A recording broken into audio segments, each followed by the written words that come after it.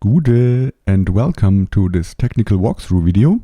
And today's topic is one of the most frequently asked one on the Coqui TTS community.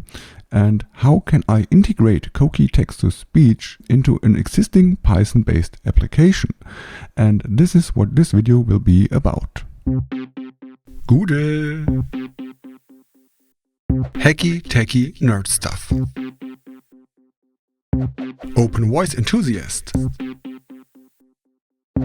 Open voice, open future. For this technical walkthrough, I have not prepared anything yet because I would like to show you every required step apart from having a Python 3.9 or 3.10 version installed on your system. So let's start with the preparations and hop on to our terminal, and let's create a new folder. Let's say TTS. And within that TTS folder, I'm going to create a Python virtual environment and activate it with bin activate. As you can now see, as this TTS prefix, we are now inside our Python virtual environment. Install or update some basic modules like setup tools, wheel, and pip. With that minus uppercase U for update. And now let's install the latest release of TTS by running pip install TTS. Installation is completed. Now let's check by taking a look to pip list.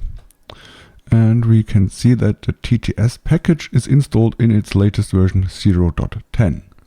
And this is the minimum version where that Python-based API is offered by Coqui TTS. So please make sure you have at least version 0.10 of that package installed if you would like to use that Python-based API. Now it's time to create a simple Python program. For that, let's go to Visual Studio Code or whatever development environment you are using. And let's open our folder, which is TTS. So, and within that TTS folder, there are just that Python virtual environment files. Now let's create a Hello World Python. Let's check it with a print Hello World. And open a terminal. Please make sure that we are inside our Python virtual environment because only there we have installed the TTS package and can use that API. So let's just check it again. Pip list, TTS package is available. So, and now we can run Python 3 Hello World. So this is not too complex, so not surprisingly, this is working. We have to import the Python modules for text-to-speech. Let's run from TTS.api. Let's import TTS. That's all for the import. And now let's run TTS equals TTS, the model name. So as you can see, we now have completion functionality, so you can see all the code documentation here. So let's run our model name, because we have to tell our Python logic, our Python program, which TTS model we would like to use. And if you do not know which models are available, this is really simple. We can just run in our command line TTS -- list models. And now we see all the list of voice encoder or vocoder models and the TTS models. So let's go with my German model for this testing purpose. So let's copy this one. And let's save this TTS and call the function TTS to file. It needs a text parameter, obviously. So das ist ein Test. This is a test.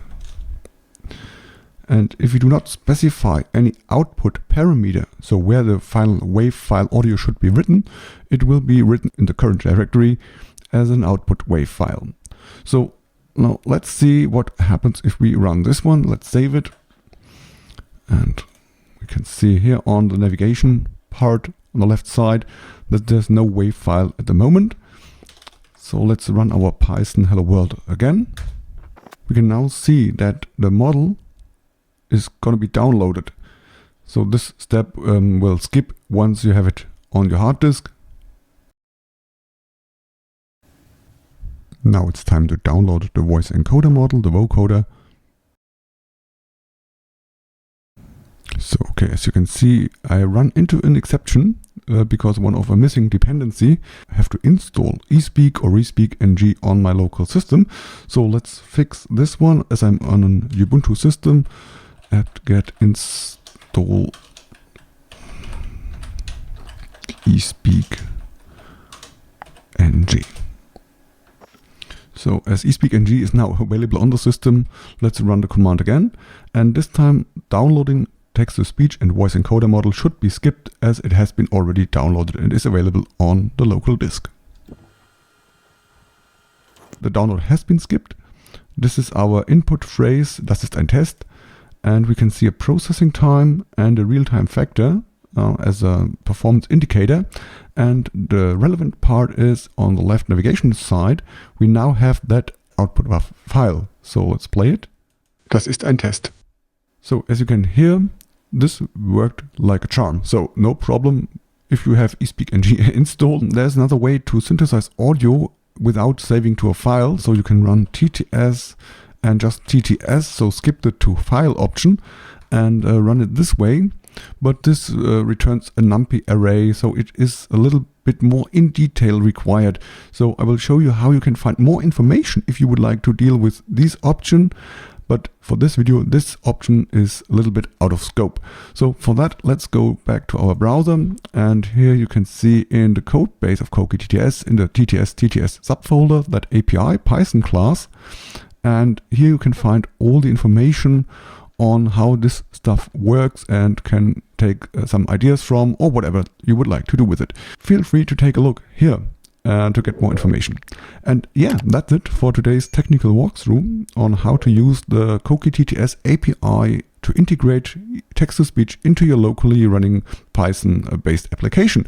So that's all. I hope you liked that video. If it is so, please give it a like. Subscribe to my channel if you haven't already, because this is really, really highly appreciated. And in general, thanks you all for watching my videos, for commenting and being part of my wonderful YouTube voice technology community.